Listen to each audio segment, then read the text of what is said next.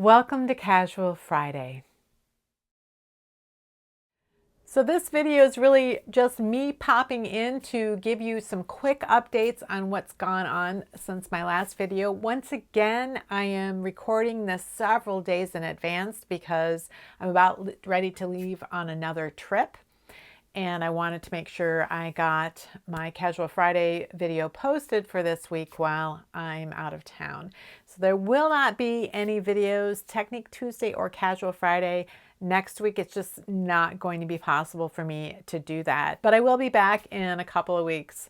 And by that time, I'll have a lot to update you on, I'm sure. So I want to give you a brief update on my Edwardian sweater. It is not finished yet, and I'm not sure exactly when I will get it finished, sometime soon. And the concern that a lot of you have is that you want to see it modeled on an actual person. And I promise that when the sweater is done, that for sure I will be modeling it for you.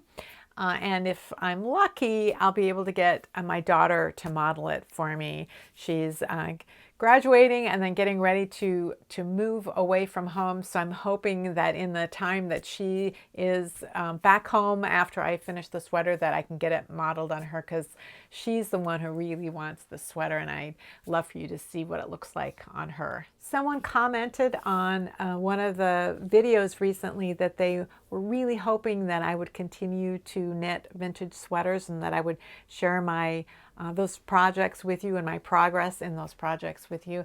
And I really do plan on doing that. When I first started knitting the Edwardian sweater, and I was so taken with the construction method and just understanding more about the history of sweaters and how they transitioned over time as fashions changed and other influences of the culture caused the sweaters to change. I really felt like I did want to knit at least one sweater from each decade. So the next decade is going to be the World War I era, and I have found several sweaters that are very much in line with something that I would wear today, and I am going to have to pick which one that's going to be. But I do promise that as I knit, that I will be knitting more vintage sweaters, and I will share that process with you. I learned so much from knitting the Edwardian sweater, and I'm sure that will be true as I knit through my way through the decades. So last week, I went to Play-Away in Kansas City, and it was a fantastic experience for me. It was exhausting, which I had anticipated, and I thought I had planned adequately for that, but didn't really quite plan well enough. So I thought I'd tell you a little bit about what I did there, what the experience was like, and what the people were like, and the teachers and the classes, and some other things that I did in Kansas City that were outside of Play-Away. So Play-Away starts on Tuesday and it ends on Saturday. Not everybody is there for the entire week. Some people do take a full day's worth of classes every single day of the conference, and other people just wait until the very end. They might be there on the weekend. That's when they tend to have the classes that are aimed at beginners. They might have beginning spindle spinning or just beginning spinning on the wheel. But some of those, the half-day classes tend to be more toward the end of the week, where early in the week you'll have full-day classes and even two-day classes in some cases. My understanding of how Play-Away is sort of organized and planned for is based on the previous year's magazine issues. So every issue has a particular theme or focus. It might be on a particular breed of sheep. It might be on a particular type of fiber.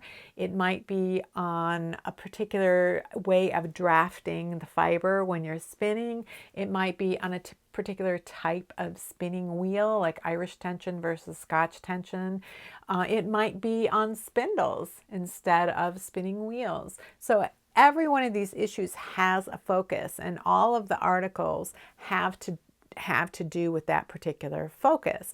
And so there are 4 issues each year, and then the Play-Away conference is sort of based on those issues from the previous year. So you will have read about it and been thinking about it, and then you can go and learn, have more hands-on learning about those topics. Now, not all of the topics are directly related to those particular issues. There might be things that, I mean, some things are just sort of more general and other things are more specific. One of the things I realized last summer when I was taking my spinning classes, and in each of those classes they taught us some fiber prep techniques, such as washing the fiber and how to, different ways of washing it or preparing it, and then usually with different types of wool. So wools that have different staple lengths, that were different types of wool, and even different types of fiber. Like at one point we were given some flax to spin with, which I discovered I really didn't care for at all. And that kind of doesn't surprise me because I'm so wool focused, even in my knitting, and that's really where I want to focus my spinning, is with wool. So during all these different classes, when we were learning things like how to use cards, how to use hand cards, or we used the drum carder, we used combs, we used various types of tools in order to prepare the fiber for spinning. And I realized early on that I was probably not going to be someone who's going to do a lot of hand carding. I just could tell that because of the amount of knitting I do and the amount of writing I do, typing on the typewriter, on the computer, that I already have to kind of be careful with my wrists and making sure I do things. And I just felt like hand carding a sweater's worth of wool would not be something that was in my future, that I wouldn't be interested in it, and I didn't think it would be good for my wrists. So I was pretty sure that I was going to want to buy a drum carder. Now, spinning equipment is not cheap. I mean, people complain about the cost of certain knitting needles sometimes, and when I look at the cost of knitting needles, and then I look at the cost of other hobbies like spinning or photography or golf or things like that, it's in a completely different league. And so because the equipment is expensive, I want to make sure that I'm buying the thing that's right for me. And sometimes it's hard to know when you're a beginner. Even if it's right for you at that time, it may not be right for you in the future. You may want something else. Luckily, in the spinning world, people are always willing to buy used equipment. So I know that if I find that a particular piece of equipment was a mistake for me, or I just don't want it anymore, I would be able to sell it and then get the thing that would be right for me. I do know that. But I just didn't know enough about drum carding. I had a little bit of it, like 10 or 15 minutes of it in my very beginning spinning class, like in the second week. And we were being led through it so much. It was just so much new information that there was no way to really process it. And we're allowed, as members of the Weavers Guild, to go in and use the equipment at the textile center that the Weavers Guild owns, if the room is available. And I did go back at one point and tried to use the drum carders on my own. And I just didn't feel like I knew enough about what I was doing. And I certainly didn't know enough about a variety of drum carders to know which one I wanted. One of the classes I took was by a father and son, Henry Clemes and Roy Clemes. They call their company Clemes and Clemes, and they make equipment for fiber arts, specifically for spinners. And one of the things that they make is drum carders. They make a variety of them. They make a lot of different tools. And Henry is probably in his 60s, and he's been doing this for more than 40 years. And his son, who's in his early 30s, has been doing it since he was, helping his dad out since he was little, and joined him in the business after he graduated from college. So the two of them are very good woodworkers, but they also spin. Like, they also actually know what spinners are doing and what they need, and they can look at the equipment and really make some very good choices for how they've designed it. So I took a class from the two of them called something like Explorations in Drum Carting. It was an all-day class, and they bring with them they have these convertible drum carters that you can wind with a crank, or you can plug them in. So it isn't just that you're converting them from crank to electric. You always have the ability to flip back and forth, like within a matter of like 30 seconds, you can flip it back and forth. Because sometimes you're going to want to do things manually, and sometimes you want to do it electric. And you can buy, and so they showed us how to use these drum carters. And I didn't know anything about them or their drum carters. I didn't know really anything about any drum carting. I just wanted to kind of get more experience with drum carters, and then I would be able to do research and make a decision. And they do a really good job of kind of showing the history of drum carters and the different features that different types of drum carters and different brands have had over the history of since drum carters were invented for home use, and so that you sort of understand what the flaws are, the advantages are of different types of things, and then you get to use their drum carters, which they, I'm sure, believe have been designed better than any other drum carter. And let me tell you, they were fantastic. The two of them, they know their stuff. They're excellent teachers.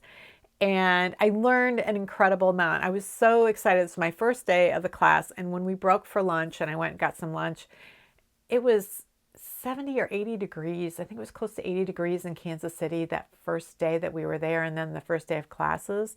And I've been cooped up inside Minnesota all year. And so I decided to go outside and sit outside for a while. They have fountains. Apparently, Kansas City has more fountains per capita than just about any place in the entire world. So they have these fountains across from the Crown Center where Pliaway was. And I just sat out there. And I remember I just was feeling so happy, so excited about this class, and I couldn't wait to go back in for the afternoon. So they sold me not only on drum carters, but specifically on their drum carter. And the marketplace, when it opened on Thursday afternoon, I was there and placing my order for one of their drum carters. I'm getting the convertible one that has a crank. But I'm going to wait to see how much I use it and how much I actually am spinning and how much I'm using the drum carter before I decide to add on the electric component. So I imagine at some point in the future I will do that, assuming I really do more spinning than I have done lately. So the great thing about that class, and I'm really glad I had it the first day, was I didn't actually need to spin anything. I hadn't had a lot of practice with spinning over the winter. I've been the past couple of weeks before Pliaway, been kind of trying to get back into spinning, just kind of remember and getting some muscle memory and in on that. But there are a bunch of things I forgot about practicing that would be important, which kind of hit me on the second day of classes when I took a class on, I don't know if it was planning for color, something with color, and it was with Judith McKenzie, who's like the biggest rock star in spinning teachers that there is. And she was teaching us something, and then she was telling us we should ply it and make a sample and do this and that and the other thing. And I started looking around. I'm like, holy crap, I forgot. I forgot to practice this thing called an Andean bracelet, where you can pull your single off of your bobbin and wind it around your hand in a certain way, and then you can ply it off of that. And I had done it before last summer when I was learning everything, and I hadn't done it since then. And I started to feel a little like sick and overwhelmed, and I just turned to the woman next to me, very quiet woman. And I'm like, I don't know. I don't remember how to do this. And she just stopped what she was doing, and she guided me through that whole process. And then she helped me. And then the woman on my other side was helping me with something else. Like, we had a point in the class where we were supposed to be getting certain kinds of color. Like we picked things out. And then we were supposed to do whatever we wanted with it, which I found very overwhelming because I had no idea what my choices were. And I was just kind of overwhelmed by it. And so the woman next to me, again, very calm, very helpful. Everyone's so kind. She said, you might want to just go around the room and look over the shoulders of each person and see what they've done, because they're going to come up with things you never would have thought of. And that could be really helpful, just to kind of like, oh, you could do that, or you could do that. And I'm fine with making mistakes, but when I don't even know what I could do, then I start to feel like, oh, kind of overwhelmed. So I was able to kind of figure some things. Some of the stuff I did was so ugly, and I was like, oh, this is terrible. And other stuff was like, that's not too bad, or that's a really interesting technique. I'm glad I tried that.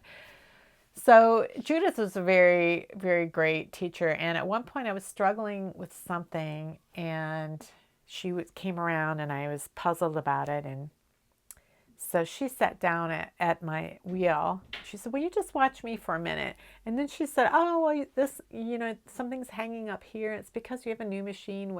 Your spinning wheel is kind of new. And this bit right here is catching the single as it's coming off the bobbin, and it's just because it's new. And she was adjusting my brake disc. This is really pulling in too tightly. See, she had made a tiny little adjustment, and see, then that's much easier. I'm like, oh, okay. So that was, so sometimes it was things I knew and needed to be reminded, and sometimes it was things I had no idea. So I really felt like I was probably the least experienced person at the conference, if certainly in that class, if not the conference. And toward the end of the class, I think she was reminding us about something about how you can draft. I think it was her. She was reminding us about the difference between worsted spinning and woolen, and I thought, why wouldn't everybody know that? Because it was one of the first things that I learned, and I really started at ground zero. So that was really interesting, that to see that even though I really was inexperienced, there were some things that I did know that more experienced knitters didn't, and how differently everybody comes into this and how they learn. Like looking back on this, I'm like, I really understand how good my instructors were at the Weavers Guild. I had no idea. I mean, I was learning a lot, but I had no idea how much they had taught me, and how lucky I was to be able to take advantage of that. So that was really good. The thing that continues to amaze me about spinners is how many of them spin just to spin and really don't use their yarn ever. Like ever. Some of the, I discovered that in my very first spinning class, where somebody, I think one of the assistant to the teacher, had made a comment about, well, she doesn't knit. And I was like, what? Thinking, well, maybe she weaves, or maybe she crochets, or something. No, she just enjoyed making yarn. And I said, well, why would you make yarn why would you spin if you don't knit? And like 3 of the people in the class, oh, I don't knit.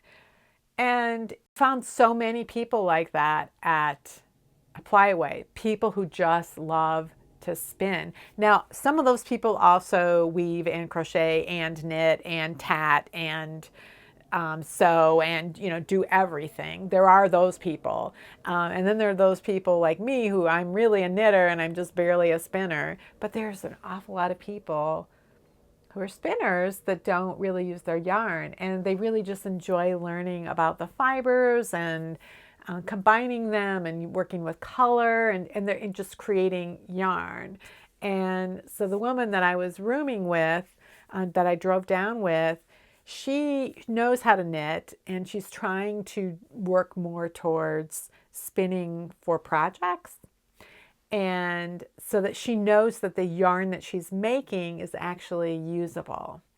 And I thought that was really interesting because as a knitter, I often think of myself as a process knitter. Like I really enjoy the process and the product isn't really that important to me. I like having a product, and certainly with gifts, my aim is a product.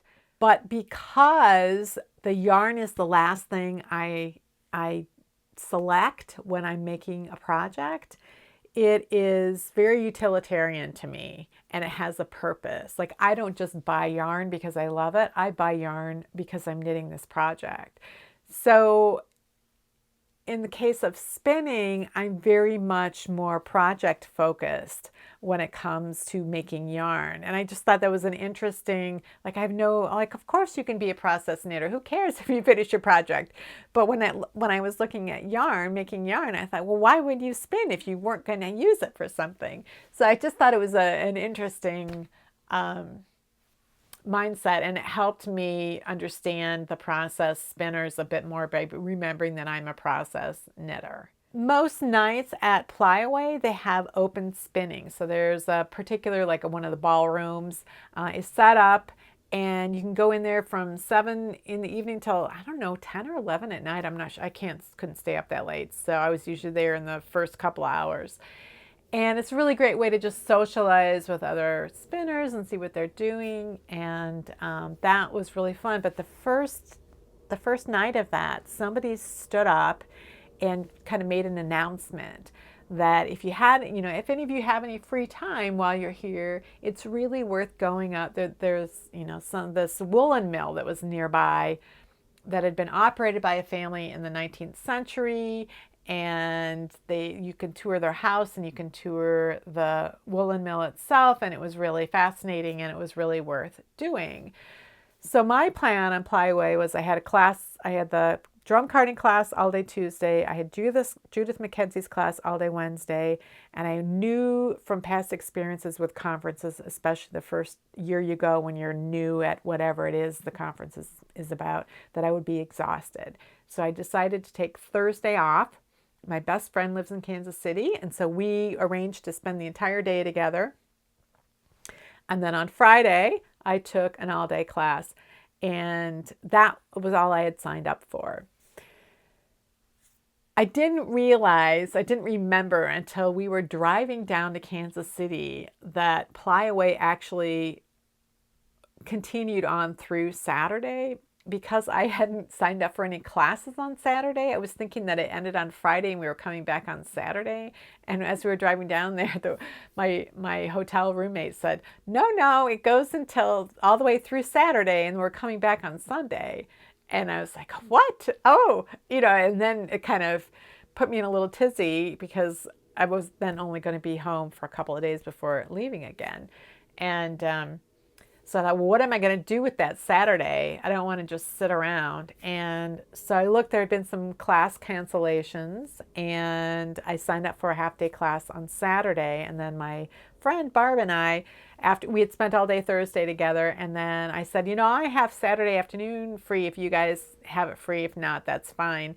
And so what Barb and I did was we drove up to this state park where the Watkins Woolen Mill was. And what it was, there was this man, he had some weird name, like, it's not Walrus, but like Waltus, I think his name, Waltus Watkins. And he had come from Kentucky in the like 1830-ish, right when Missouri was sort of opening. It was the frontier. It was the most western frontier. And so a lot of people came from Kentucky. And he had settled there for a while. And then his dad wrote to him from Kentucky and said, come back to Kentucky and get yourself a sturdy wife. So he went back to Kentucky and he found himself a sturdy wife. And then they moved and they settled in this area. He bought 80 acres.